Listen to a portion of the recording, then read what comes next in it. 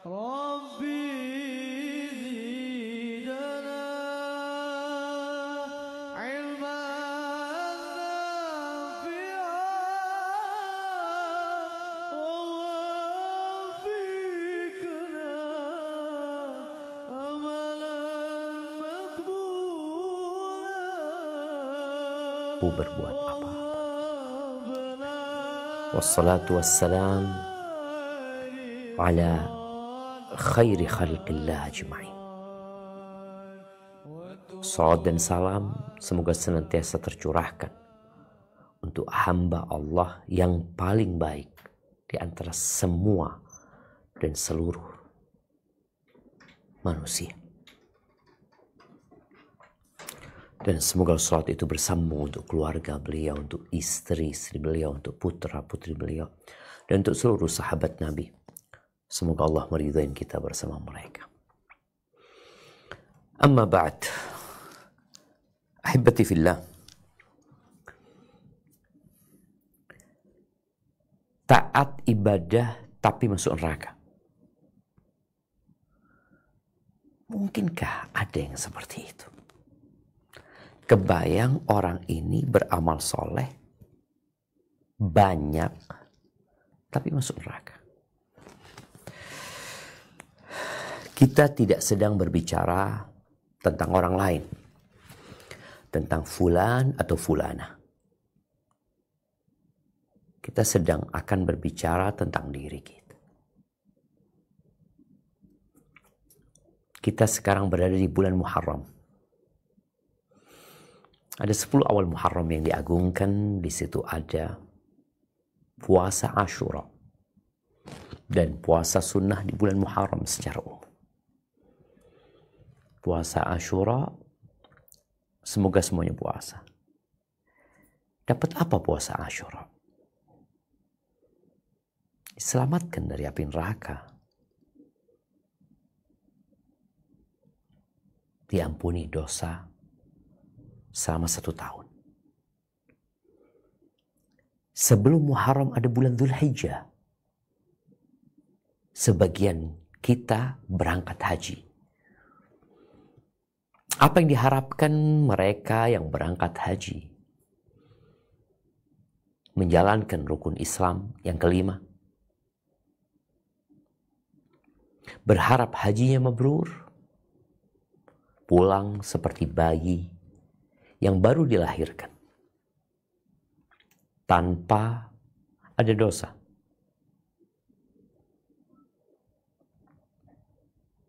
Kemudian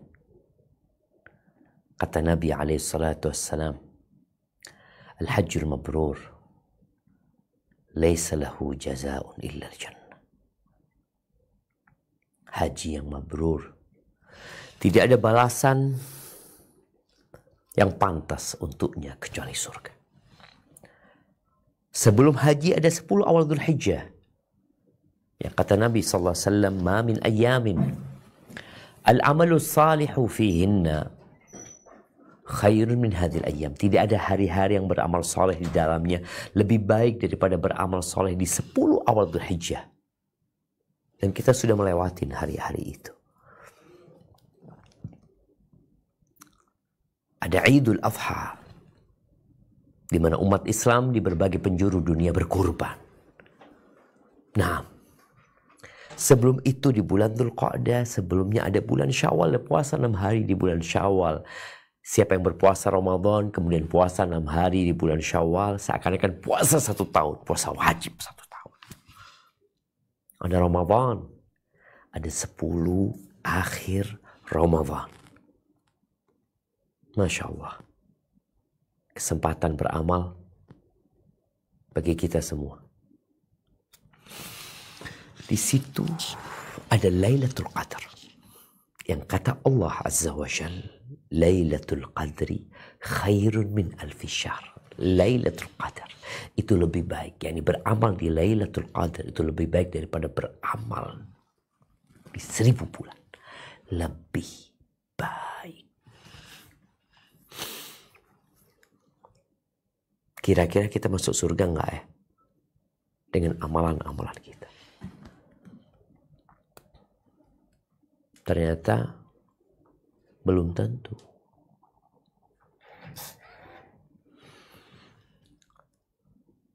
Allah berfirman di surat Al-Kahfi ayat 103 sampai 105. Kita baca ayat ini. Tafadhal.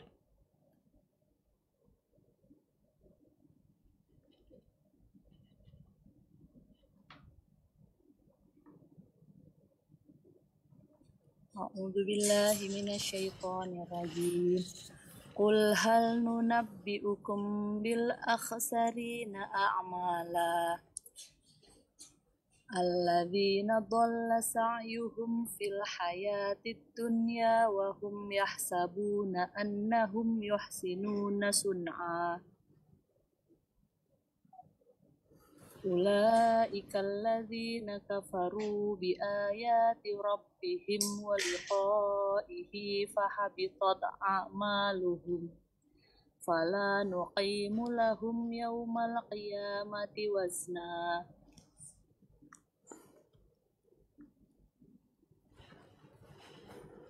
Nah,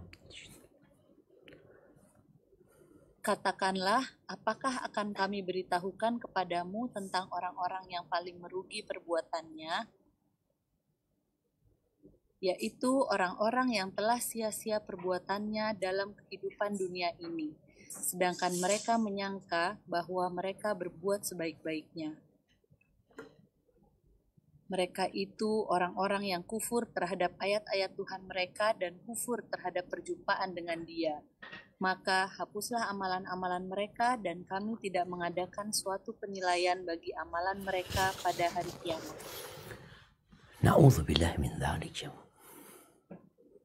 Bayangkan, orang ini mengira amalan mereka adalah amalan kebajikan, ketaatan. Selama hidup dia berpikir itu. Tapi ternyata amalannya nggak ditimbang. Sehingga dia menjadi orang yang lelah dalam kehidupan dunia, menderita dalam kehidupan akhirat. Dia beramal soleh hanya dalam benak dia. Kenapa? Karena beramal itu ada syarat dan ketentuan. Ada orang yang beramal soleh dan betul amal dia amal soleh, tapi ternyata dia bangkrut pada hari kiamat. Karena dia memiliki dosa-dosa kepada manusia yang menyebabkan dia dituntut, digugat. Dan pada hari kiamat, dia nggak punya harta. Di dunia tatkala kita digugat, kita bisa memberikan ganti rugi dengan harta. Tapi di sana, ganti ruginya amal soleh kita.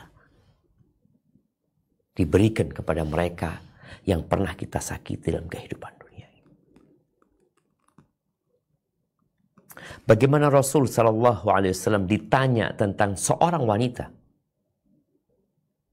Taqumul lail wa tasumun nahar. Ini perempuan solehah. Salat malam. Puasa sunnah.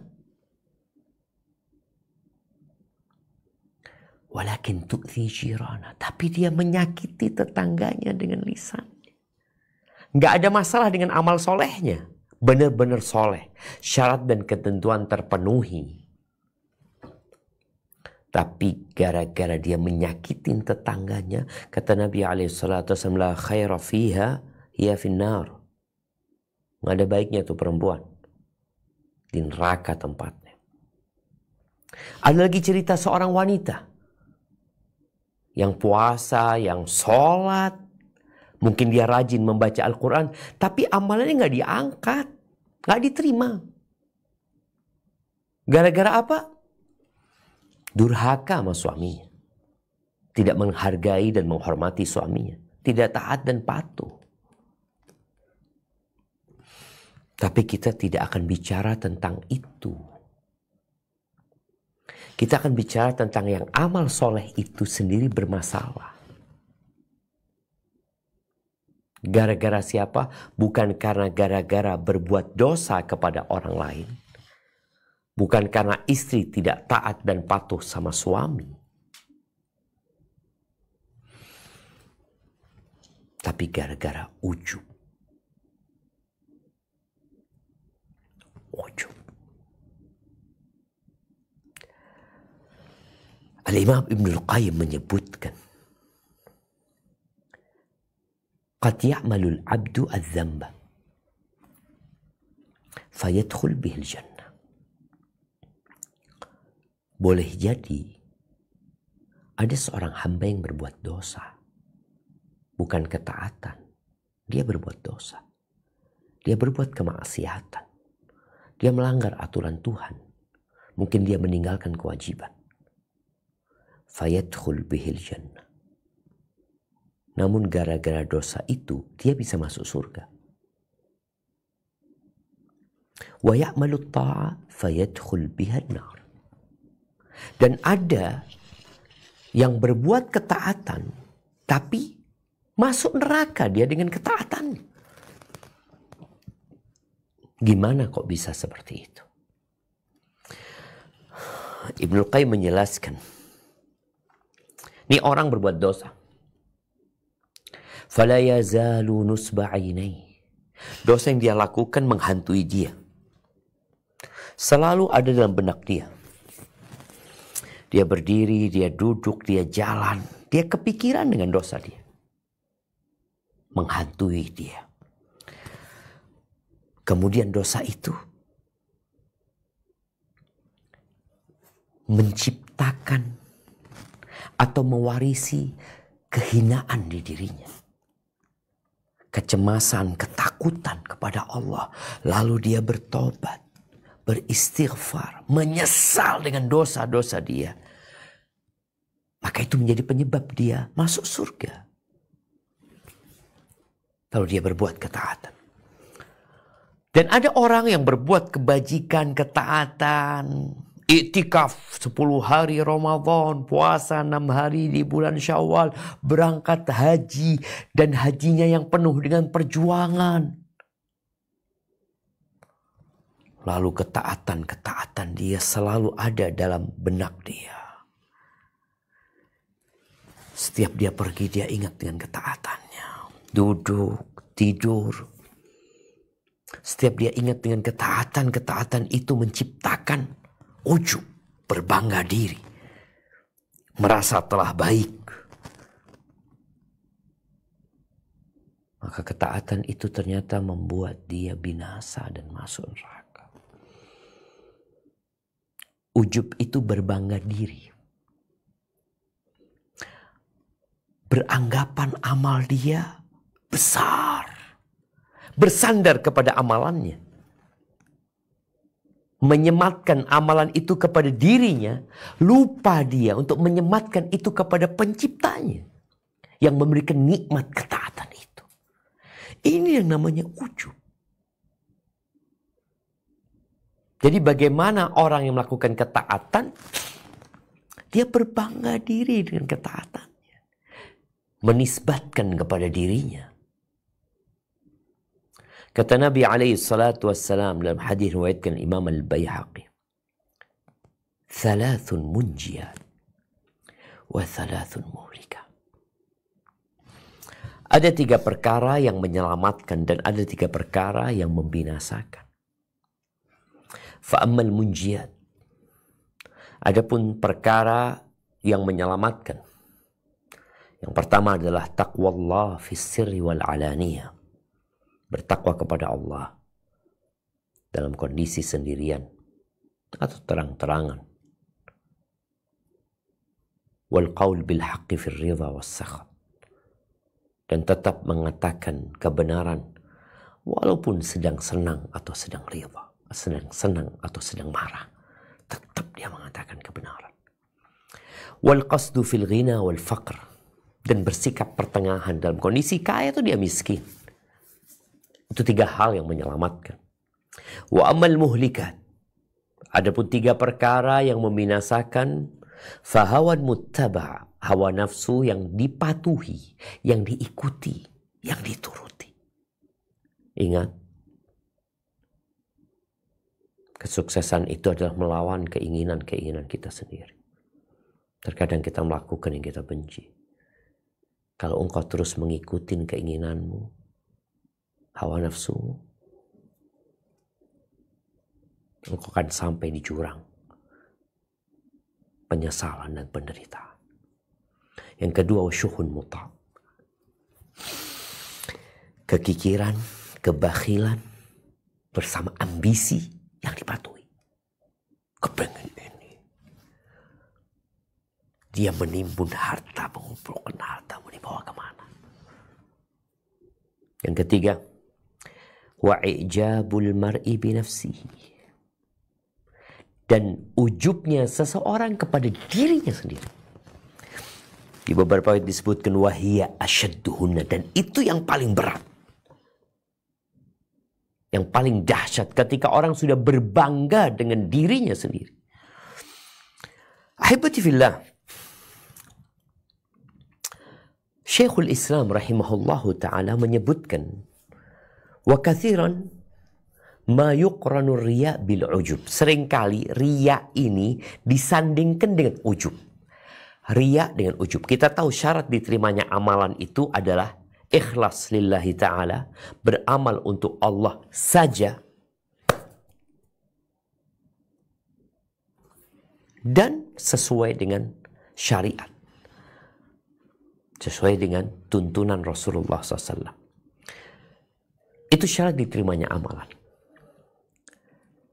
Seringkali riya itu disandingkan dengan ujub. Kok bisa, kata dia? Riya ini menggugurkan amal. Apakah ujub sama? Sama sebenarnya. Bedanya di mana? Fariya'u min babil isyraq bil khalqi. Riya itu di mana seseorang menyekutukan dengan makhluk Allah Azza wa Jalla. Dia ingin dilihat, menyekutukan Allah dengan makhluknya. Dia ingin dilihat, dia ingin dipuji, dia ingin disanjung. Itu riya. Dia beramal soleh tapi ingin dipuji oleh manusia. Wal ujub min babil isyraq bin nafsi. Sedangkan ujub, dia menyekutukan Allah dengan dirinya. Dengan dirinya sendiri. Wahada halul mustakbir. Dan ini kondisi orang yang sombong. Falmura'i la yuhaqqiq qawlahu iyyaka na'bud. Orang yang riya, dia tidak mewujudkan pernyataan dia. Setiap sholat dia mengatakan iyyaka na'bud, hanya kepadamu kami beribadah. Ini orang riya. Katanya kok hanya kepada Allah. Ternyata kau menyekutukan Allah dengan makhluknya. Wal mu'jab, dan orang yang ujub dengan dirinya, la yuhaqqiq qawlahu ta'ala, dia tidak mewujudkan firman Allah, wa iyyaka nasta'in, dan hanya kepadamu kami meminta pertolongan. Orang yang mewujudkan firman Allah iyyaka na'bud, maka dia keluar dari riya. Dan orang yang mewujudkan firman Allah wa iyyaka nasta'in, dia keluar dari ujub. Ahibati fillah, ujub ini tercela ya. Karena biasanya orang yang ujub ini dia nggak kenal sama dirinya. Dan dia nggak kenal sama Tuhannya. Allah Azza wa Jal menyebutkan di surat At-Taubah ayat 25 tentang sebuah peristiwa di masa Nabi SAW, di mana sebagian sahabat terkena penyakit ujub. Ujub itu bisa jadi karena harta, ujub itu bisa jadi karena fisik, karena ilmu, dan ujub itu bisa jadi karena amalan. Coba kita baca firman Allah di surat At-Taubah ayat 25.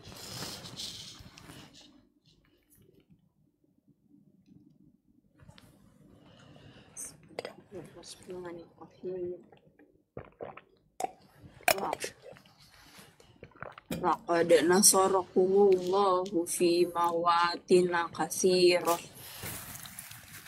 wa yawma hunainin idh a'jabatkum kasratukum falam tughni ankum syai'aw wa daqat alaikumul ardu bima rahubat summa wallaitum mudbirin. Sungguh Allah telah menolong kamu mukminin di banyak medan perang. Dan ingatlah perang Hunain ketika jumlahmu yang besar itu membanggakan kamu. Tetapi jumlah yang banyak itu sama sekali tidak berguna bagimu. Dan bumi yang luas itu terasa sempit bagimu. Kemudian kamu berbalik ke belakang dan lari tunggang langgang. Barakallahu fiik. Nih, Allah mengingatkan umat Islam bahwa Allah menolong kalian di peperangan-peperangan itu. Kalian menang itu karena Allah nolong kalian. Bukan karena kekompakan kalian, bukan karena amalan kalian, bukan karena jumlah kalian. Allah yang menolong kalian. Maka jangan berbangga diri kalian. Ketika perang Hunain, di saat umat Islam, ada sebagian di antara mereka yang berbangga diri dengan jumlahnya. Ternyata jumlah itu nggak berguna buat kalian. Kalian lari. Lari tunggang langgang kalian. Jadi pada saat mereka berangkat ke Hunain, ada sebagian yang mengatakan lenughlabkan kila. Kita nggak mungkin bisa dikalahkan. Karena sedikit, kita jumlahnya banyak. Oh lupa kalian, di tempat-tempat perang sebelumnya, di perang Badar, di perang Uhud, di perang Khandaq, di perang Khaybar, di penaklukan kota Mekah, itu Allah yang bantu kalian.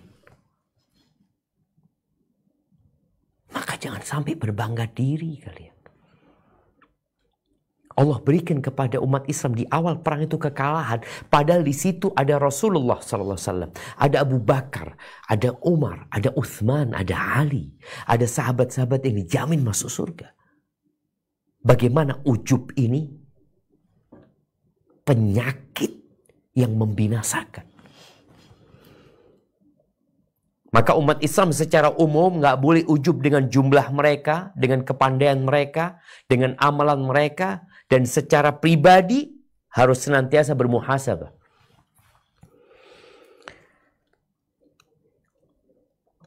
Ibnu Hajar Al-Asqalani ketika menyebutkan tentang i'jabul mar'i binafsihi, takjubnya seseorang kepada dirinya, beliau mengatakan huwa mulahadhatuhu laha bi'ainil kamal.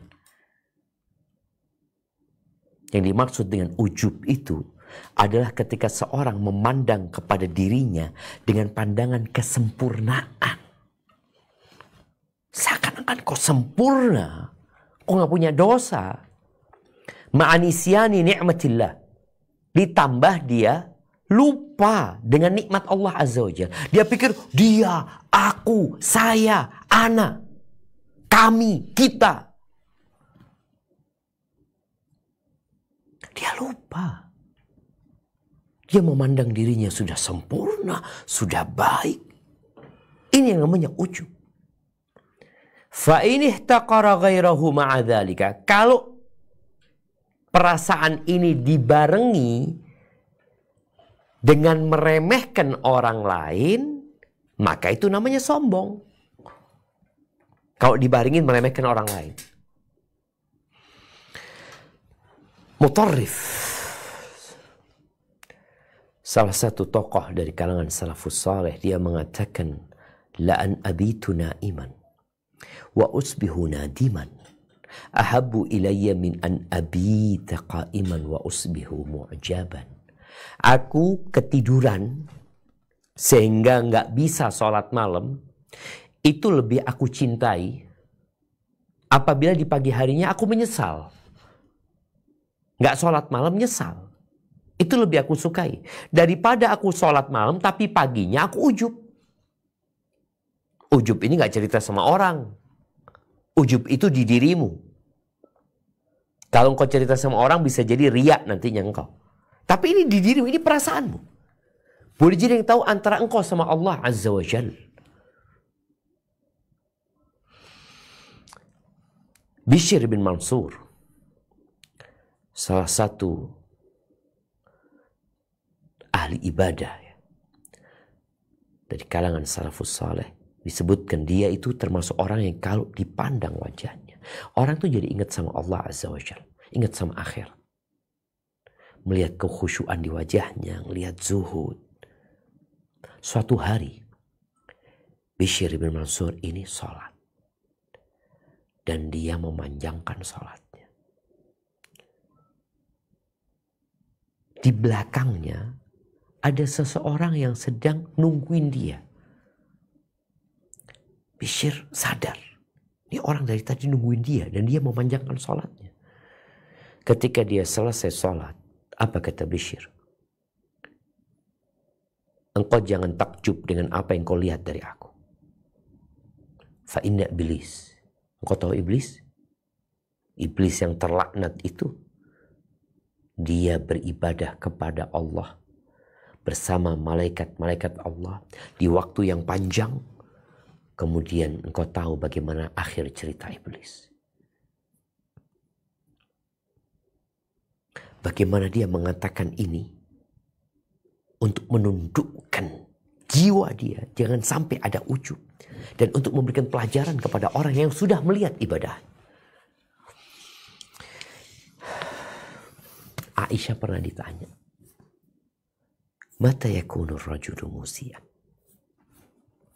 Kapan orang itu dianggap orang yang buruk? Kapan orang itu dikatakan orang yang buruk? Kapan? Idza dhannahu annahu muhsin, ketika dia merasa sudah baik. Ketika dia menyangka dirinya sudah baik, pada saat itu dia adalah orang yang buruk. Karena dia jadi ujub sama dirinya, merasa sudah baik. Ahibati fillah, ada hubungan yang erat antara ujub dengan kekufuran. Di mana seseorang yang ujub itu bisa jadi melewatin batas, lalu dia menjadi orang yang kafir, seperti yang terjadi dengan iblis. Iblis ini ahli ibadah. Iblis ini jin yang dia hidup bersama malaikat-malaikat Allah di langit sana, beribadah bersama mereka. Banyak beribadah. Tapi ketika dia ujub dengan asal muasal dia, ujub dengan ibadah dia, merasa lebih baik, yang ujub itu mengantarkan kepada sombong. Jadi awalnya penyebab sombong ini biasanya ujub. Jadi kalau bicara ujub sama sombong, salah satu penyebab orang sombong itu karena ujub. Dia merasa lebih baik. Dia merasa sudah baik. Bagaimana akhirnya gara-gara ujub yang ada pada dirinya yang mengantarkan kepada kesombongan, lalu menjerumuskan dia kepada kekufuran. Dan dia dilaknat oleh Allah Azza wa Jalla. Ahibati fillah, apa sih yang menyebabkan orang ujub? Yang menyebabkan orang ujub itu kebodohan. Sebagian orang itu karena dia nggak kenal sama dirinya, nggak kenal sama Allah Azza wa Jalla, maka kemudian dia merasa aku ini sudah baik, aku ini haji terus loh, aku setahun berangkat umroh berulang kali. Oke, engkau nggak berbuat dosa.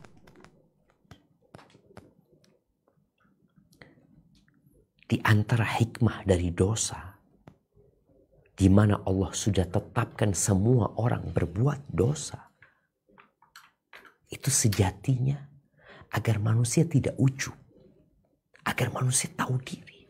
Ini orang banyak dosa masih ujub. Gimana kalau dia nggak berbuat dosa? Dan ketaatan dia juga seperti apa. Penyebab ujub juga, gak ada orang yang ngasih nasihat kadang-kala. Ini juga PR buat kita bersama. Kadangkala kita bergaul sama orang yang dari ucapannya, ketika kita ngobrol sama dia, kok ada benih-benih ujub di dirinya. Dia mengungkit-ungkit amal soleh dia, kebaikan-kebaikan dia. Aku ini, aku itu, aku. Seakan-akan dia orang yang sempurna dengan ibadah-ibadah yang dia lakukan. Kemudian penyebab ujub ini juga salah niat. Engkau kenapa beramal? Untuk apa engkau beramal? Untuk apa engkau berangkat haji lagi? Untuk apa engkau puasa sunnah? Untuk apa engkau ngaji baca Quran? Untuk apa engkau belajar ilmu? Dan penyebab ujub yang lainnya adalah pujian dan sanjungan dari orang. Ya Allah, Masya Allah ya. Ana gak pernah ngeliat oleh seperti anti. Allah, anti orang yang Masya Allah. Bacaan Quran anti baik. Masya Allah. Anti hafal 30 juz. Masya Allah, saudaraku anti banyak. Ini masjid anti yang bangun ya. Itu anak-anak yatim anti yang menyantuni. Itu janda-janda anti yang bangunkan rumah. Masya Allah, anti berangkat umroh lagi ya. Masya Allah. Allahumma barik. Barakallahu fi. Pujian dan sanjungan ini berbahaya kadang-kala. Ada orang yang menunggu pujian dan sanjungan. Ada orang yang ketika beramal, beribadah, melakukan sesuatu, dia selalu upload di media dia. Yang sebenarnya tidak ada tujuan dakwah, tapi sekedar menunjukkan ibadah.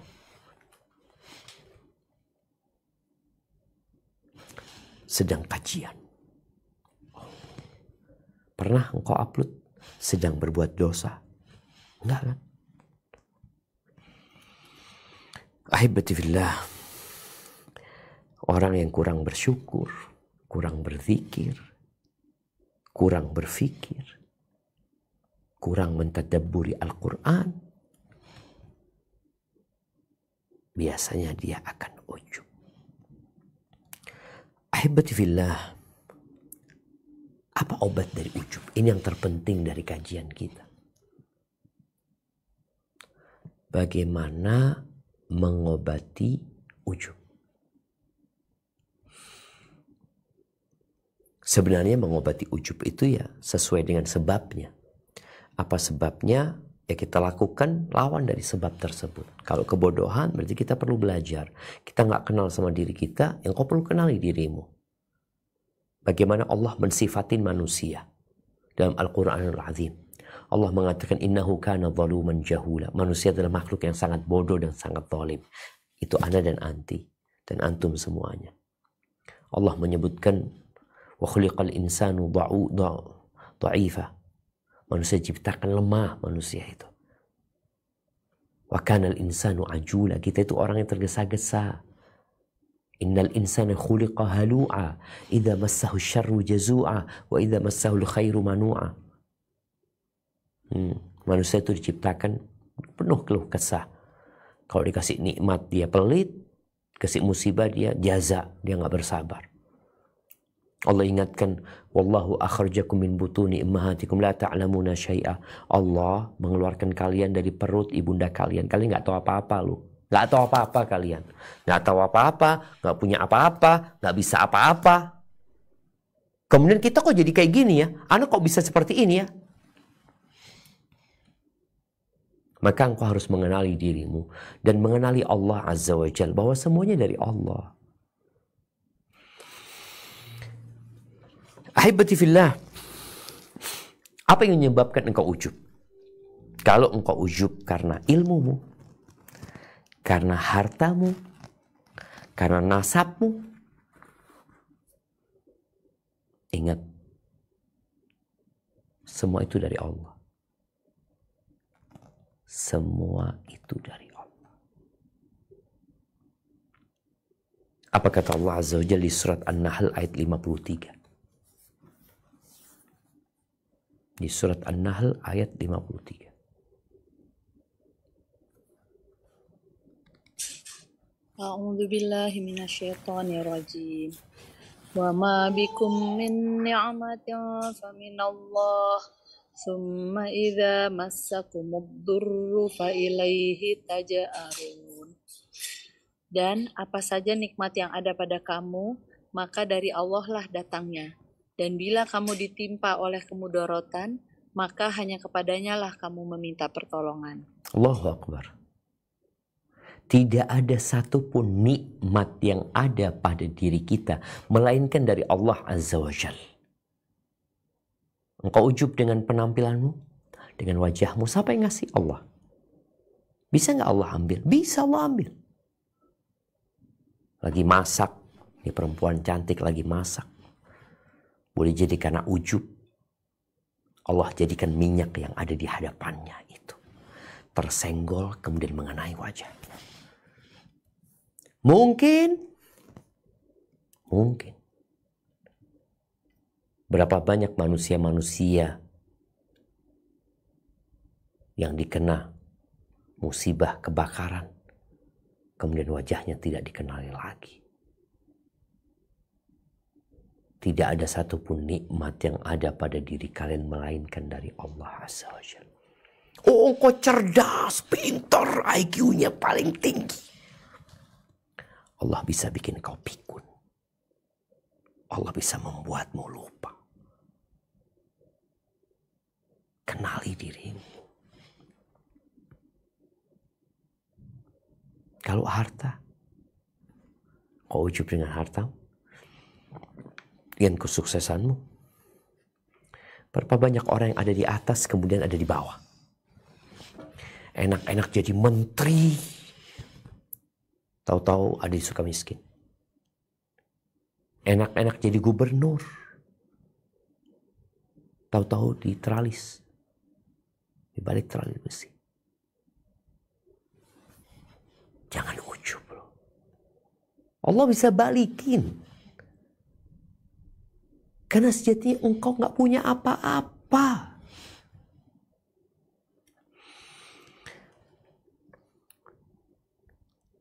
Di surat An-Nisa ayat 79, Allah mengingatkan kita. Supaya kita sadar. Agar engkau tahu siapa kamu. Ketika kau bercermin. Ketika kau sedang memakai pakaian. Engkau menyisir rambut. Mungkin yang perempuan melihat lentiknya bulu mata dia. Dia melihat bibirnya yang bagus. Dia melihat kulitnya yang kencang. Mulai dia melihat ke kanan, melihat ke kiri.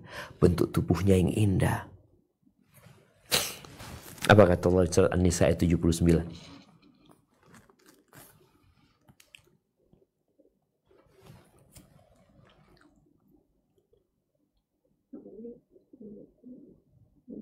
Ma asabaka min hasanatin faminallah wa ma asabaka min sayyi'atin famin nafsik wa arsalnaka linnasi rasula wa kafa billahi syahida. Apa saja nikmat yang kamu peroleh adalah dari Allah, dan apa saja bencana yang menimpamu, maka dari kesalahan dirimu sendiri. Kami mengutusmu menjadi rasul kepada segenap manusia, dan cukuplah Allah menjadi saksi. Nih, apa aja nikmat yang ada pada dirimu dari Allah. Orang pantas ujub kalau dia memiliki sesuatu. Sedangkan kita nggak punya apa-apa. Makanya orang yang berangkat haji ketika dia mengatakan labbaik Allahumma labbaik, ketika dia menuju kepada Allah, dia meninggalkan rumahnya, dia meninggalkan pekerjaannya, dia meninggalkan kesenangannya. Berangkat menuju haji, tinggal di tenda yang sempit, yang harus antri di toilet berjam-jam. Dia mengatakan apa? Innal hamda wan ni'mata laka wal mulk La syarika. Dia mengatakan sesungguhnya segala pujian, semua nikmat itu darimu ya Allah. Dan kepemilikan milikmu ya Allah. Terus apa yang membuat kita ujub ketika kita tahu bahwa kita nggak punya apa-apa? Semua kebaikan, semua nikmat dari Allah, bukan dari dirimu. Kalau dosa, engkau penyebabnya. Ahibati fillah. Dan sebagaimana pernah kita bahas, bahwa nikmat yang paling agung setelah harta, sehat, keamanan adalah nikmat iman. Itu nikmat yang paling agung. Orang kadangkala ujub dengan nikmat iman.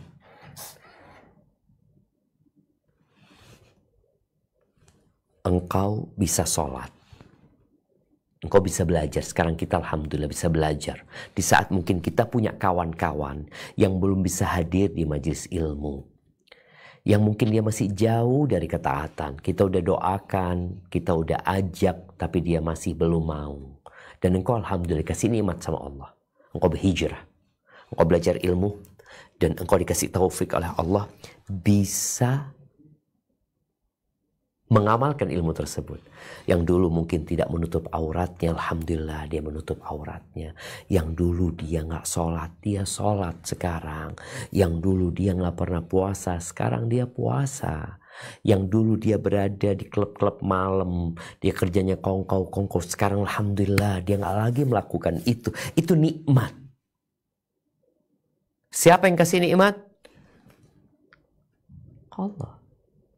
Di sini sumber ujub itu ketika orang nggak mau tahu dan kufur dengan nikmat Allah Azza wa Jalla kepada hambanya. Itu Allah yang kasih nikmat. Allah yang kasih nikmat. Apa kata Allah di surat An-Nur ayat 21? Di surat An-Nur ayat 21. A'udzu billahi minasyaitonir rajim. Ya ayyuhalladzina amanu la tattabi'u khutuwatis syaitan wa may yattabi' khutuwatis syaitani fa innahu ya'muru bil fahsya'i wal munkar walaula fadlullahi 'alaikum wa rahmatuhu ma zaka minkum min ahadin abadan walakinnallaha yuzakki man yasha wallahu sami'un alim. Hai orang-orang yang beriman, janganlah kamu mengikuti langkah-langkah setan. Barang siapa yang mengikuti langkah-langkah setan, maka sesungguhnya setan itu menyuruh mengerjakan perbuatan yang keji dan yang mungkar. Sekiranya tidaklah karena karunia Allah dan rahmatnya kepada kamu sekalian, niscaya tidak seorang pun dari kamu bersih dari perbuatan-perbuatan keji dan mungkar itu selama-lamanya. Tetapi Allah membersihkan siapa yang dikehendakinya, dan Allah maha mendengar lagi maha mengetahui. Allahu Akbar jamaah. Ini Allah jelaskan dengan terang. Engkau bisa bersih dari dosa. Engkau tidak lagi berbuat kemaksiatan. Engkau meninggalkan kekejian. Engkau meninggalkan perbuatan-perbuatan yang menjijikkan. Itu karena Allah loh yang kasih nikmat. Engkau bisa sholat, engkau bisa ngaji. Engkau bisa sholat malam. Engkau bisa berzikir. Maka Allah ingatkan, walaula fadlullahi alaikum wa rahmatuhu. Kalau bukan karena karunia Allah kepada kalian, dan rahmat Allah kepada kalian, ma zaka minkum min ahadin abad. Nggak ada satu pun di antara kalian yang bersih dari perbuatan keji dan dosa. Nggak ada. Walakin Allah yuzakki man yasha. Allah menyucikan siapa yang Allah kehendaki. Jadi engkau bisa melakukan ketaatan, itu Allah yang menggerakkan hatimu. Terus gimana engkau bisa ujub dengan amalanmu? Lupa untuk menisbatkan nikmat itu kepada Allah Azza wa Jalla. Apalagi Nabi alaihissalatu wasallam, bagaimana beliau mendidik para sahabatnya untuk tidak ujub. Beliau mengatakan kepada mereka Ma minkum min ahadin yunjihi amaluh. Tidak ada satupun di antara kalian yang akan selamat dengan amalannya. Amalan dia menyelamatkan dia dari api neraka. Di hadis yang dikatakan la yadkhulu ahadukumul jannah bi amali. Enggak ada yang masuk surga seorang pun di antara kalian dengan amalan. Enggak ada. Ini benar-benar pembelajaran agar kita tidak ujub dengan amalan kita. Sampai para sahabat mengatakan, wala anta ya Rasulullah. Engkau ya Rasulullah. Engkau. Yang para sahabat melihat bagaimana Nabi SAW menyampaikan agama Allah ini. Bagaimana orang yang paling besar ujiannya, balaknya adalah para nabi. Bagaimana beliau sholat sampai bengkak kakinya. Bagaimana beliau membangun Masjid Nabawi, menyampaikan agama Allah kepada manusia, dan orang-orang berbondong-bondong masuk Islam. Yang semuanya akan berada di timbangan kebaikan Nabi SAW. Semuanya. Nabi mengatakan, wala ana, aku juga gak akan selamat dengan amalanku. Enggak. Illa an yataghammadani Allah birahmatih. Kecuali Allah Azza wa Jal membalutku dengan rahmatnya. Maka jangan ujub engkau. Jangan merasa sudah baik. Sebagian ulama memberikan nasihat dengan mengatakan la taghtar bi kathratil amal. Kau jangan tertipu dengan banyaknya amalan. Kenapa? Fa innaka la tadri ayuqbalu minka amla. Karena kau nggak tahu diterima atau tidak. Gimana engkau mau bangga dengan amalan? Engkau nggak tahu amalanmu diterima atau tidak. Nabi Ibrahim bangun Ka'bah, doanya Rabbana taqabbal minna. Ya Allah, terima dari kami. Terima dari kami. Gimana pahala Nabi Ibrahim sampai hari ini? Orang itu tawaf. Beliau berdoa, Rabbana taqabbal minna. Ya Allah, terima dari kami ya Allah. Terima dari kami ya Allah. Ada kekhawatiran tidak diterima. Dan itu lawan dari ujub. Takut nggak diterima. Maka kau jangan berbangga diri dengan banyaknya amalanmu, dengan banyaknya hajimu, umrohmu, sodakohmu, solatmu. Karena kau nggak tahu diterima atau tidak. Wala ta'man minadz dzunub. Dan kau jangan merasa aman dari dosa-dosamu. Kenapa? Karena kau nggak tahu dosamu diampuni atau tidak. Amalanmu kau nggak tahu diterima, dosamu diampuni atau tidak kau nggak tahu. Aku sudah tobat, aku sudah istighfar. Inna amalak kullahu mughayyab anka. Semua amalanmu itu ghaib, nggak ketahuan. Kau nggak tahu.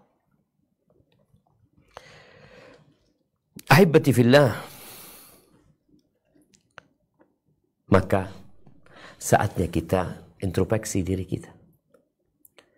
Kalau yang menyebabkan engkau ujub adalah harta, ingat, Qarun adalah orang yang paling kaya. Gara-gara ngomong, ana innama utituhu ala ilmin indi. Kita tahu bagaimana cerita Qarun. Allah ceritakan di surat Al-Kahfi tentang seorang yang ujub dengan hartanya. Dia mengatakan, ana aktsaru minka malan. Aku lebih banyak hartanya daripadamu. Wa azu nafara, lebih banyak pengikutnya. Allah hancurkan kebunnya habis. Maka yang bangga dengan nasabnya, bangga dengan kedudukannya, jabatannya, ingat ya, semua itu nikmat dari Allah Azza wa Jal. Engkau keluar dari perut ibumu, nggak tahu apa-apa, nggak punya apa-apa, nggak bisa apa-apa, dan engkau akan keluar dari dunia ini. Engkau akan meninggalkan dunia ini. Engkau nggak punya apa-apa, nggak bisa apa-apa. Maafin, nggak ada. Semuanya milik ahli waris. Engkau nggak punya apa-apa. Engkau akan berada dalam tempat yang sempit itu. Dan sayangkali, kalau ternyata engkau sudah merasa baik. Engkau merasa sudah baik dan engkau berbangga dengan amalan. Teruslah beristighfar, memohon ampun karena banyak dosa-dosa kita. Kenapa selesai sholat kita astagfirullah, astagfirullah, astagfirullah. Agar engkau tahu bahwa kita punya banyak kekurangan. Barakallahu fiik. Itu mungkin dapat kita kaji pada kesempatan kali ini. Semoga membantu kita untuk sadar tentang siapa kita yang sebenarnya. Anda kembalikan ke moderator untuk memimpin jalannya tanya jawab. Jazakillah khair. Jazakallah khair wa barakallahu fiik Ustadz atas kajian yang diberikan. Masya Allah, ini pertanyaan gak berhenti masuk Ustadz. Kita mulai dengan pertanyaan pertama Ustadz. Tafadhal. Bismillah. Assalamualaikum ilaikum Ustadz. Semoga Ustadz dan keluarga selalu dalam lindungan Allah Subhanahu wa Ta'ala. Ustadz, meskipun pernah mendengar dari cuplikan-cuplikan kajian asatidz, namun mohon Ustadz berikan kami tanda-tanda bahwa amalan kita itu diterima Allah Subhanahu wa Ta'ala. Apakah hal ini memungkinkan untuk kita ketahui sekarang ataukah baru kita ketahui nanti setelah kita meninggal? Jazakallahu khair. Barakallahu fiik. Iya, ahibati fillah. Subhanallah ya. Allah itu menyembunyikan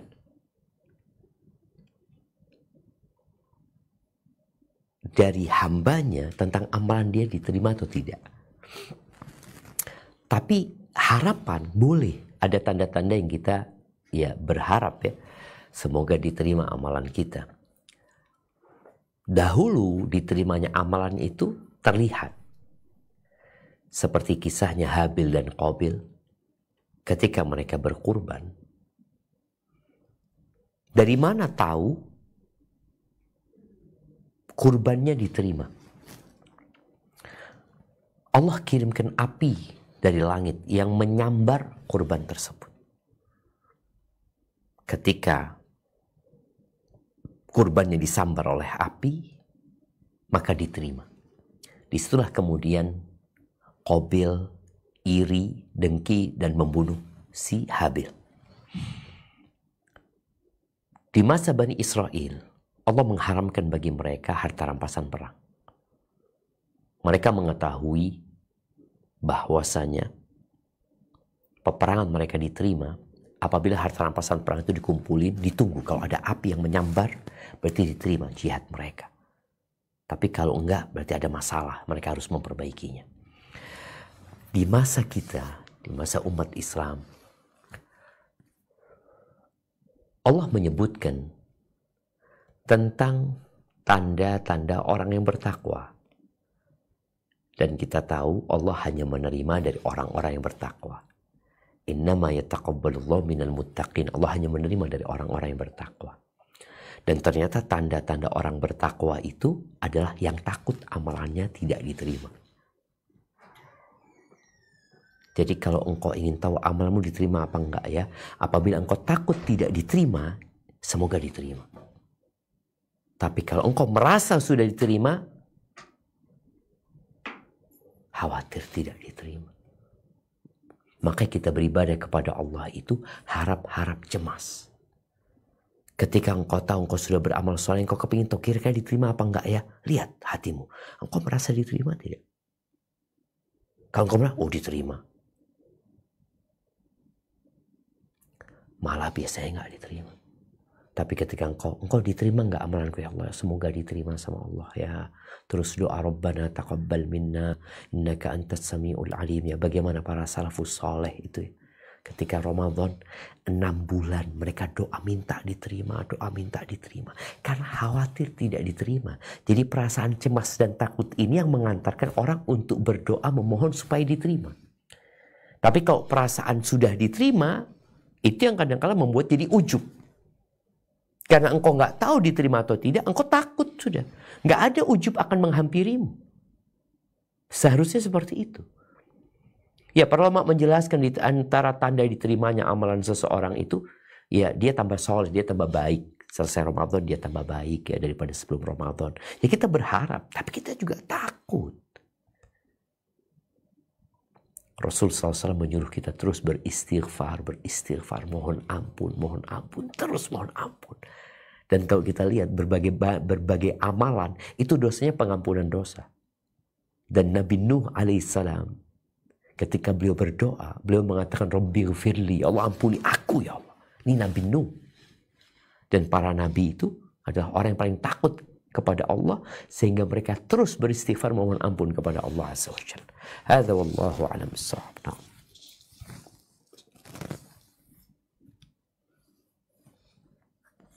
Barakallahu fiik Ustaz. Pertanyaan berikutnya. Assalamualaikum warahmatullahi wabarakatuh. Ustaz, Waalaikumsalam warahmatullahi wabarakatuh. Ustadz, subhanallah, saya tidak berhenti menangis dan ketakutan mendengar kajian hari ini, Ustadz. Dosa masa muda saya sangat bertumpuk, sementara saya baru saja mulai kenal ibadah. Dan ibadah saya belum sempurna, kadang karena ingin merasa diterima teman, jadi sering datang kajian bareng-bareng. Tapi demi Allah, Ustadz, saya merasa tenang dan senang mendapatkan ilmu syar'i. Meski jujur suka merasa berat, tapi saya paksa untuk sebisa mungkin menjalankan ibadah sunnah. Mohon Ustadz tolong nilai apakah ibadah saya termasuk yang ciri-cirinya tertolak. Jazakallah khair, Ustadz. Masya Allah, barakallahu fiik. Ya, ahibati fillah. Tadi ketika kita membahas sebab-sebab ujub itu adalah kurangnya orang yang memberikan nasihat. Maka di sini pentingnya kita mencari kawan yang kita jadikan dia pengawas untuk diri kita. Ketika kita melakukan sesuatu, kalau ternyata itu nggak baik, dia bisa menegur kita. Kalau ternyata yang kita lakukan baik, dia memotivasi kita untuk jadi lebih baik lagi. Kalau sudah baik, yang kadang-kala terkena ujub, dia mengingatkan kita untuk tidak ujub. Jadi kalau dikatakan kondisi anti, ya berkaitan dengan dosa-dosa, nanti harus berusaha untuk memohon ampunan kepada Allah agar dihapuskan dosa-dosa tersebut. Dan kita juga nggak tahu dosa kita dihapuskan atau tidak sama Allah. Maka engkau perlu takut kepada Allah Azza wa Jalla. Kalau engkau sekarang sudah berbuat baik, maka engkau juga perlu bermuhasabah. Tadi disebutkan, dia kadangkala ya berbuat baik karena kawan-kawannya. Terkadang kita termotivasi beramal karena kawan-kawan, tapi jangan sampai itu menjadi niat kita. Maka nasihat ana, berusaha engkau untuk memperbanyak amalan yang hanya engkau sama Allah yang tahu. Semoga dengan itu Allah terima amalanmu dan dihapuskan dosa-dosamu yang terdahulu. Barakallahu fiik. Jazakallah khair, Ustadz. Berikutnya kita akan persilahkan untuk ummahat yang raise hand. Ifan ummahat untuk sebisa mungkin sesuai tema dan satu pertanyaan. Tafadholi Ummu Hanisa.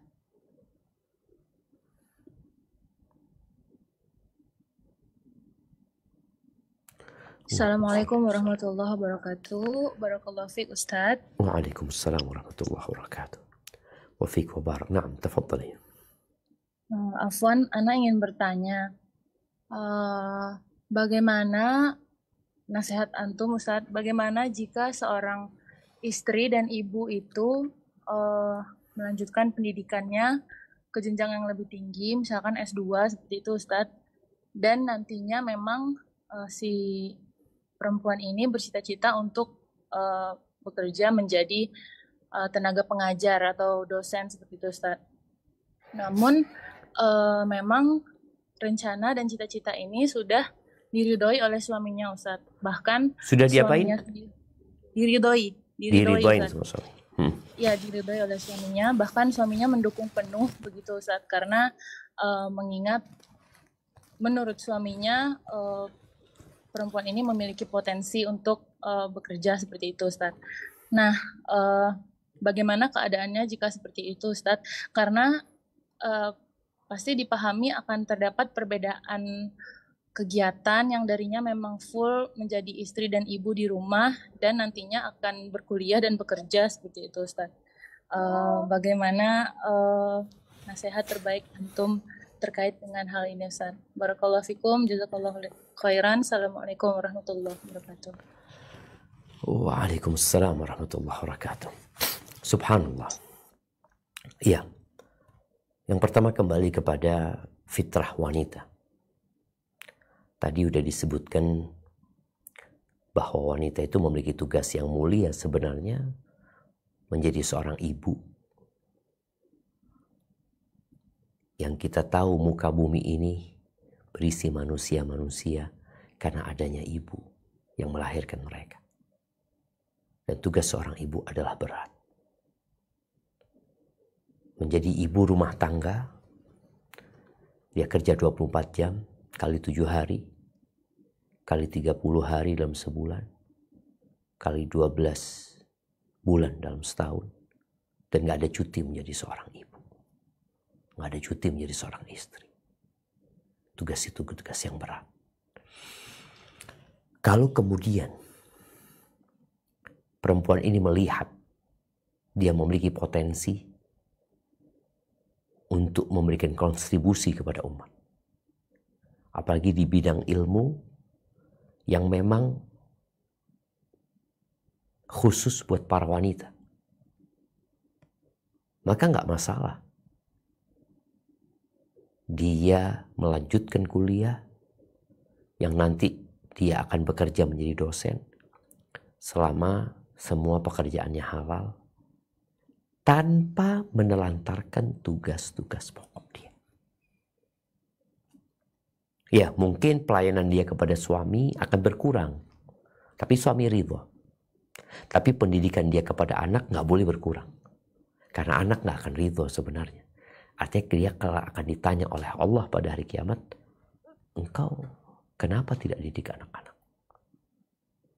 Kenapa engkau tidak berikan hak-hak dia? Jadi bagi wanita yang bekerja, jangan hanya berpikir keridhaan suami. Berpikirlah pula tentang hak-hak anakmu yang semua akan diminta pertanggungjawaban oleh Allah SWT. Kemudian motivasi bekerjanya juga jangan hanya untuk mengumpulkan harta. Kenapa? Karena harta akan ditinggal. Juga engkau pikirkan, apa motivasi aku bekerja? Apakah untuk mendapatkan ilmu bermanfaat yang akan menjadi amal jariah dia? Atau sekedar untuk kesenangan dia saja? Maka itu yang perlu dipikirkan ketika semua sudah dipertimbangkan, dan insya Allah dia bisa menggabungkan tugas menjadi seorang ibu, menjadi seorang istri, menjadi seorang dosen umpamanya. Dia bisa menggabungkan itu, tafadhal. Apalagi suaminya ridha. Tapi kalau ternyata dia nggak bisa, ya terkadang seorang harus memilih mana yang lebih utama. Contoh ketika dia harus menjadi dosen. Siapa yang akan menjaga anak-anakmu? Maka di sini perlu adanya orang-orang khusus yang menjaga dia, yang mengajarin dia. Karena orang tuanya terpaksa harus berbagi waktu dengan orang lain.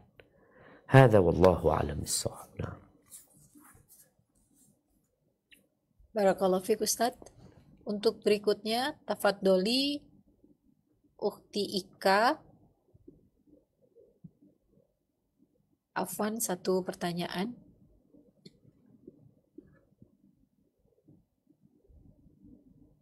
Bismillah, Assalamualaikum warahmatullahi wabarakatuh, Ustazi. Waalaikumsalam warahmatullahi wabarakatuh. Ahlan wa sahlan, barakallahu fiik. Wafik barakallah, Ustazi. Ini Ana, Mbak Ika, Ustazi. Naam, barakallahu fiik. Tafadhali. Ya, semoga Allah selalu menjaga Ustazi, menyayangi Ustazi, dan memberikan keberkahan buat Ustazi. Jazakumullah khairan buat ilmunya, Ustazi. Allahumma amin. Wafiki wa barak. Afwan, Ustazi izin bertanya, jika kita menunjukkan ibadah kita dan keyakinan kita dan amalan kita kepada orang yang non-muslim, itu apakah ria, Ustazi? Terus terkadang tuh ketika kita sedang menunjukkan ibadah kita dan menunjukkan keyakinan kita tuh ada beberapa hal tuh yang bisa bikin orang yang tidak mengenal Islam tuh jadi mengenal Islam seperti itu. itu Ustazi. Terus batasan-batasan sejauh mana Ustazi untuk berdakwah ke orang muslim, ke orang non muslim gitu maksudnya Ustazi. Karena apa ya, mungkin ya kan kita tidak tahu Allah tuh menakdirkan kita tuh berada di mana, di kota mana, di negara mana, ataupun dengan siapa gitu Ustazi. Mungkin Allah pengen kasih misi untuk memperkenalkan agama Islam ataupun mengajak orang untuk mentauhidkan Allah seperti itu Ustazi. Jazakumullah khairan Ustazi, barakallahu Wa fiik. iyaki, wa barakallahu fiik. Ahibati fillah. Ya, bagaimana hukum menunjukkan amalan kita kepada orang lain. Baik orang lain itu muslim atau non muslim sebenarnya seperti itu. Innamal a'malu binniyat. Wa innama likulli imri'in ma nawa. Semua amalan itu harus ada niatnya. Agar amalan itu jadi sah. Dan semua orang akan mendapatkan pahala sesuai dengan niat-niatkan. Ketika seorang muslim mungkin hidup di lingkungan non-muslim. Atau dia bekerja di perusahaan yang pemiliknya non-muslim. Kemudian dia harus berusaha untuk menunjukkan dia sholat. Kepada bosnya, kepada kawannya. Maka apa niat dia? Apakah niat dia berharap pujian dari orang-orang itu? Agar dia mendapatkan predikat muslimah yang taat umpamanya. Maka ini riya.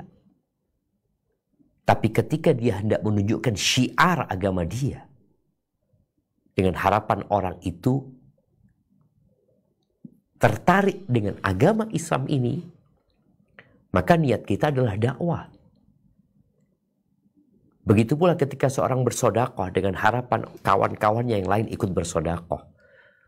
Dan dia tidak berharap pujian dan sanjungan dari mereka. Nggak ada masalah. Mungkin orang akan ngomong macam-macam. Biar omongan orang. Karena yang akan menghisap kita Allah Azza wa Jalla yang tahu dengan isi hati kita.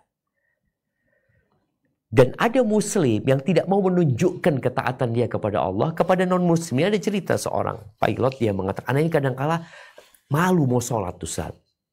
Karena co-pilot dia non-muslim. Akhirnya dia nggak sholat gitu. Dia mencari keridhaan orang itu dan mengundang murka Allah Azza wa Jalla. Enggak.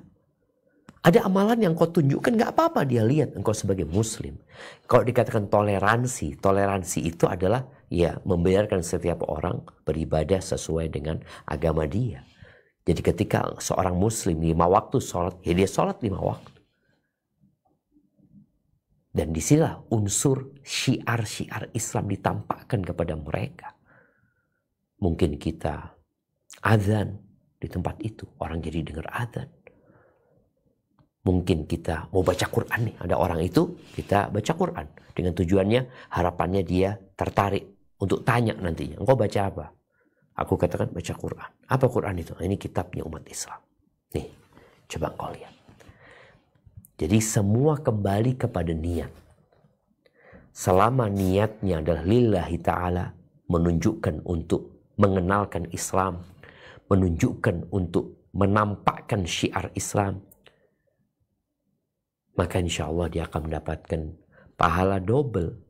Pahala amalan itu sendiri dan pahala mengajak orang lain dalam ketaatan kepada Allah Azza wa Jalla. Hadza wallahu a'lam bissawab. Nah. Jazakallahu khair Ustaz. Berikutnya saya akan bacakan dulu untuk yang masuk Ustaz. Assalamualaikum warahmatullahi wabarakatuh. Ini Ustaz pertanyaannya bisa terkait Ustaz satu dengan yang dua. Assalamualaikum ilaikum Ustaz. Afwan izin bertanya, bagaimana menanggapi orang tua yang sering memuji anaknya dan membandingkan anaknya itu dengan saudaranya. Yang awal anaknya itu tidak suka sanjungan dan pujian karena sering dipuji orang tuanya, dia jadi ada perasaan ujub. Bagaimana caranya Ustadz agar tidak muncul rasa tersebut? Itu dari anak. Sementara ada juga pertanyaan Ustadz yang terkait dengan orang tua, yaitu pada saat anaknya lulus atau hafal surat, lalu sharing di sosmed ataupun di grup WA terkait prestasi tersebut. Niatnya untuk menyemangati orang lain, tapi meski tidak berharap pujian, terlintas rasa bangga sebagai orang tua. Apakah itu termasuk ujub dan membahayakan anak, Ustadz? Masya Allah, barakallahu fiik. Naam, ahibati fillah. Seorang ketika berbuat baik maka dikatakan kepada dia, ahsanta, engkau telah berbuat baik. Nabi SAW ketika sahabatnya berbuat baik maka Nabi mengatakan dia telah berbuat baik. Ya. Tapi memuji dengan berlebihan di hadapan orang tersebut, di hadapan anak kita, apabila pujian itu membuat dia semangat untuk beramal, semangat untuk lebih baik lagi prestasinya, tanpa membuat dia jadi riya, tanpa membuat dia jadi ujub ya, maka nggak apa-apa orang tua. Maka di sini orang tua harus pintar-pintar, jangan sampai dia memuji anaknya yang menghancurkan anaknya. Di masa Nabi SAW, ketika ada seorang sahabat yang memuji sahabat yang lain di hadapan dia, maka dikatakan orang ini telah menghancurkan orang ini, telah membunuh orang itu. Gitu. Maka kemudian seorang yang hendak memuji orang lain harus melihat suasana dan kondisi. Lalu bicara pujian kepada anak, ada pujian yang terikat dengan sebuah amalan. Contohnya ketika dia menggambar dan gambarannya bagus, saya katakan Masya Allah gambaranmu bagus, ininya bagus ya. Kemudian bagaimana kita menyemangati dia untuk lebih bagus lagi. Tapi yang ini kalau bisa seperti ini. Jadi dia tahu dia memang telah mencapai sesuatu, tapi dia punya kekurangan yang perlu dia capai. Jadi ini orang tua jangan sampai memuji anaknya yang kemudian dapat mengantarkan anaknya menjadi ujub nantinya. Berbangga diri, lupa dengan kondisi dia. Oleh karena itu, di antara yang perlu dilakukan orang tua ketika memuji anaknya, sebutkan kepada anaknya, nah Allah telah memberikan taufik kepadamu. Jadi anak ini ingat, oh Allah yang kasih aku. Nak, Masya Allah nilaimu bagus, ini karena Allah nak yang memberikan taufik kepadamu, memberikan bantuan kepadamu. Kau bersyukur sama Allah nak. Jadi dia tidak mensandarkan nikmat itu kepada aku, kepada saya. Jangan. Kemudian jangan pernah membandingkan anak kita sama orang lain. Jangan pernah membandingkan anak kita dengan anak kita yang lain. Kenapa dunia ini penuh dengan kedengkian? Karena banyak orang tua yang gagal mendidik anaknya. Dia suka membanding-bandingkan anaknya. Anak kita nggak sama dengan anak tetangga. Anak kita nomor 1 nggak sama dengan anak kita nomor 2. Yang nomor 2 nggak sama dengan yang nomor 3. Nomor 3 nggak sama dengan yang nomor 4. Allah ciptakan mereka memiliki kelebihan masing-masing dan kekurangan yang berbeda-beda. Kadang-kadang orang tua ini menanamkan di dalam rumah itu kedengkian dengan membanding, lihat tuh adikmu, lihat tuh kakakmu, lihat, jangan, kesian dia. Maka kalau mau membandingkan dia, bandingkan dia dengan diri dia sendiri. Nah, engkau nak, tahun lalu nilaimu sekian nak. Tahun ini kok turun nak ya. Membandingkan diri dia dengan diri dia sendiri. Ada apa sama engkau nak? Ini buat orang tua ya. Hendaklah dia lebih berhati-hati menjaga amalan anaknya. Dan kita tahu anak itu memang belum dicatat kalau dia belum baligh ya. Tapi jangan sampai kita menanamkan ujub di dalam dirinya. Maka selalu ketika dia dapat nikmat, dapat kesuksesan, sampaikan kepada dia bahwa itu dari Allah Azza wa Jalla. Kau harus banyak bersyukur kepada Allah atas nikmat ini. Dan Allah bisa ambil nikmat ini. Artinya semua kemudahan itu dari Allah Subhanahu wa Ta'ala. Kemudian berkaitan dengan seorang ibu tadi yang anaknya mungkin lebih dari yang lainnya. Allah berikan kesempatan kepada anaknya untuk menghafalkan Al-Quran 30 juz. Kemudian dia ingin angkat di medsos. Maka tanyakan kepada dirimu. Apa niatmu? Kalau berbangga artinya senang dengan nikmat Allah, nggak apa-apa. Senang dengan nikmat Allah. Alhamdulillah Allah kasih nikmat ya anakku bisa 30 juz ya Allah. Kemudian dia bersyukur atas nikmat itu kepada Allah Azza wa Jalla. Dan dia ingin menceritakan kepada orang. Tapi tolong jangan sampai ada ujub. Ini antara engkau sama Allah Azza wa Jalla. Kalau sekedar berbangga artinya senang dengan nikmat yang Allah berikan dan menyandarkan nikmat itu kepada Allah Azza wa Jalla, nggak apa-apa. Tapi apalagi nanti kalau ada unsur riya ya. Dia ingin menunjukkan pada orang ini orang tuanya yang berhasil ya. Mendidik anaknya, aku yang berusaha, aku yang berjuang. Kalau sudah aku tinggalkan. Nggak perlu engkau share di medsos. Nggak perlu. Kalau engkau lihat di hatimu ada keraguan, kok kayaknya niatku bercampur, hilangkan dari medsos. Alhamdulillah, engkau bisa memotivasi orang lain tanpa engkau harus menceritakan tentang anakmu. Hadza wallahu a'lam bissawab.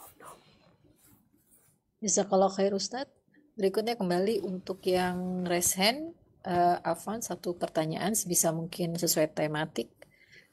Tafadholi Ukhti Mary. Assalamualaikum warahmatullahi wabarakatuh. Bagaimana orang-orang yang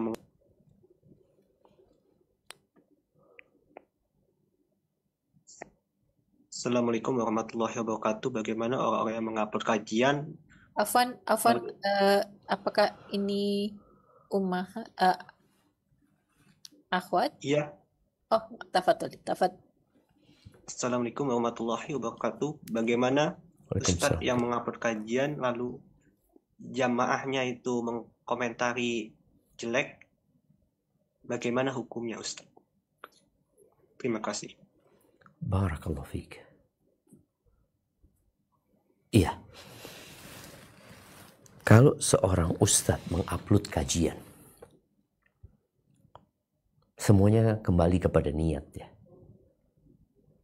Apabila ustadz itu niat untuk menyampaikan agama Allah agar manfaatnya lebih luas dan dapat dirasakan oleh umat manusia yang lebih banyak, kemudian ada komentar-komentar negatif,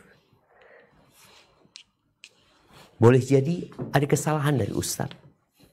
Boleh jadi karena ustadznya juga tidak maksum dari dosa. Dan di sini penting buat para pendakwah, para ustadz, buat teman-teman yang suka upload video untuk bermuhasabah ketika ada komentar negatif. Boleh jadi memang ada yang salah gitu. Engkau bukan nabi. Atau timing menyampaikannya nggak tepat engkau. Sehingga dia perlu bermuhasabah. Dan boleh jadi masalahnya di netizen dan warganet. Kita tidak akan pernah dapat membuat semua orang ridho. Nggak akan bisa. Nabi kita Muhammad alaihissalatu wassalam mendapatkan komentar-komentar negatif. Dari siapa? Dari yang nggak suka. Karena nggak semua suka sama Nabi SAW. Dan yang paling benci sama Nabi alaihissalatu wassalam adalah iblis. Dan tentunya ada dengkot orang musyrikin. Bagaimana ketika Nabi menyampaikan dakwah SAW. Mereka mengatakan Nabi itu majnun, gila, penyihir. Ada. Tapi kalau yang jelas Nabi tidak seperti yang mereka katakan. Komentar itu selalu ada. Kita nggak akan pernah selamat dari omongan manusia. Tapi intinya seorang jadikan kritikan-kritikan, komentar-komentar yang negatif itu sebagai bahan untuk bermuhasabah.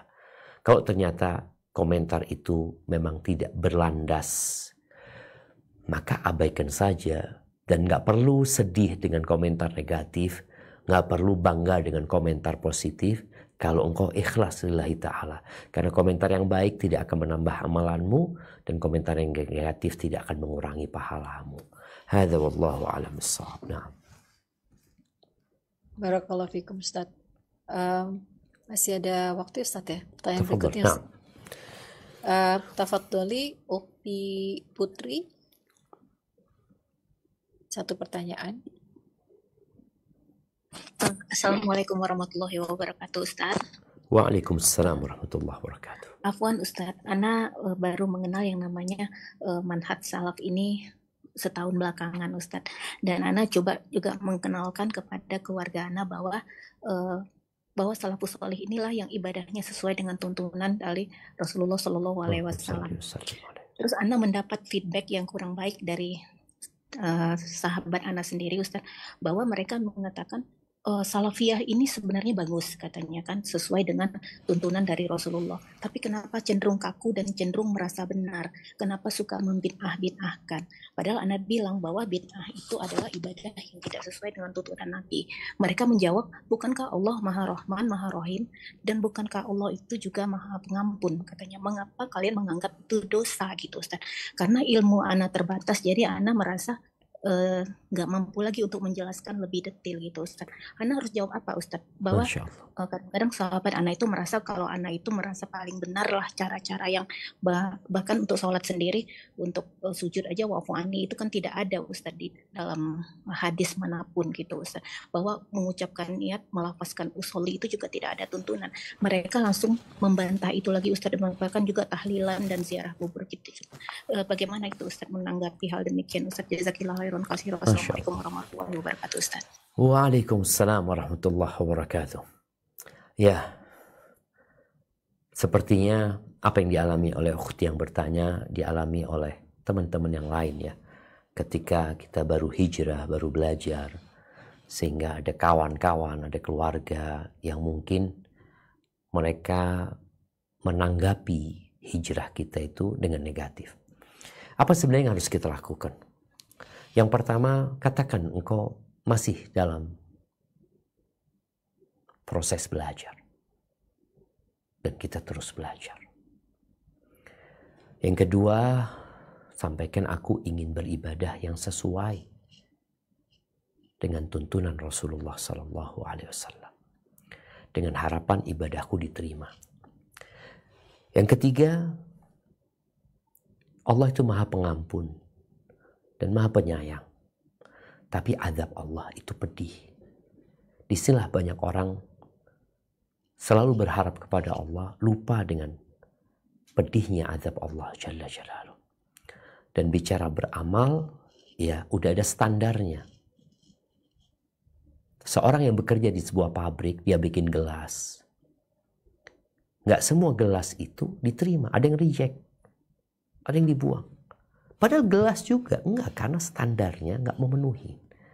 Kalau dalam urusan dunia ada standar yang dibuat manusia, dan beribadah kepada Allah juga ada standar yang Allah utus Rasul SAW. Kemudian memang ada perkara-perkara yang kadang-kala ketika kita baru belajar, kita beranggapan perkara itu paten, enggak ada khilaf di sana. Padahal ada perkara-perkara yang ada ruang untuk beda pendapat. Ada ruang untuk beda pendapat di mana kita harus saling toleransi dalam masalah-masalah yang memang ada ruang. Contohnya ada yang kunut, ada yang tidak kunut umpamanya. Tadi tambahan doa ketika di antara dua duduk ya, di antara dua sujud ya. Memang ini ada ruang untuk berbeda di sini umpamanya. Apakah memang doa contoh ini sekedar contoh ya supaya kita nanti bisa lebih luas lagi. Kalau dikatakan sebagian kita kaku, memang ada sebagian kita yang kaku karena dia baru belajar sampai sini, dia berpikir ya itu aja gitu loh, selain itu nggak benar. Padahal sebenarnya bab doa itu lebih luas, sehingga mau ditambah wa'fu anni atau mau doa yang lainnya, ketika para ulama membahas masalah itu mereka berbincang apakah ini babnya bab doa sehingga orang bisa berdoa apa saja, atau memang babnya ya harus seperti itu bacaannya. Ini memang ada pembahasan. Kemudian bicara masalah yang lainnya, umpamanya hal-hal yang mungkin dilakukan masyarakat tapi tidak sesuai dengan sunnah. Setiap kali engkau menyampaikan sesuatu, sampaikan ini menurut yang anak pelajarin, anak akan belajar lagi. Masukan-masukan dari anti, makasih banyak gitu loh.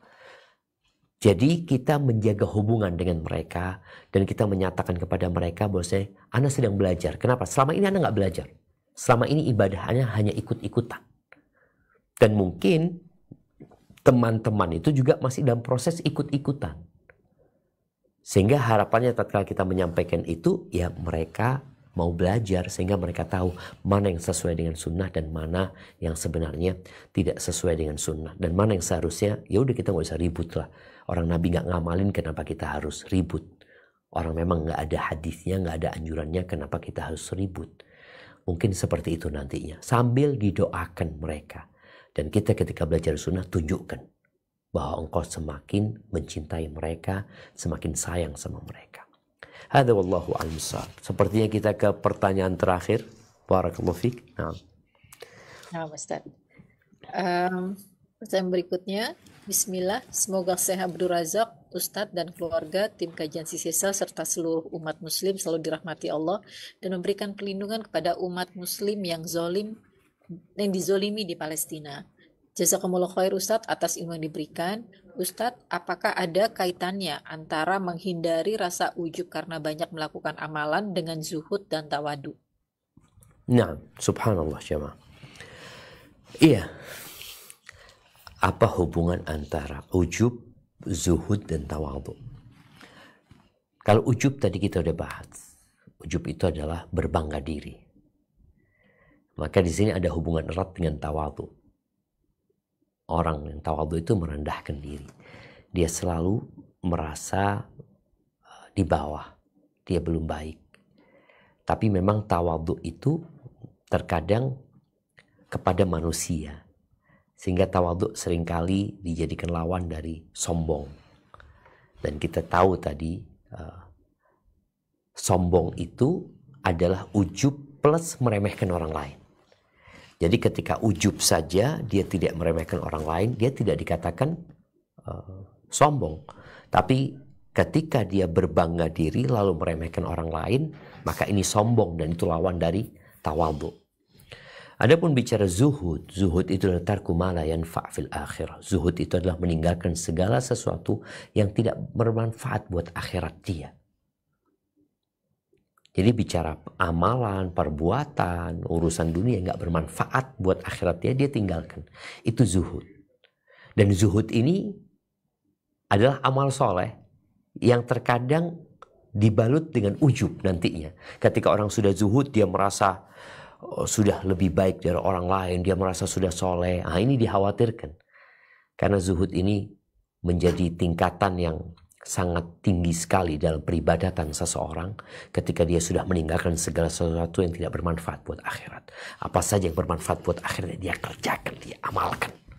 Tapi sekali lagi jangan sampai mengantarkan kepada berbangga diri. Buat orang-orang yang zuhud, dia perlu mengingat dia bisa zuhud karena Allah SWT. Dia bisa lebih baik karena Allah SWT. Sehingga dia selamat dari bisikan-bisikan setan yang membisikkan bahwa dia adalah orang yang baik. Sejatinya nggak ada yang masuk surga dengan amalannya kecuali Allah.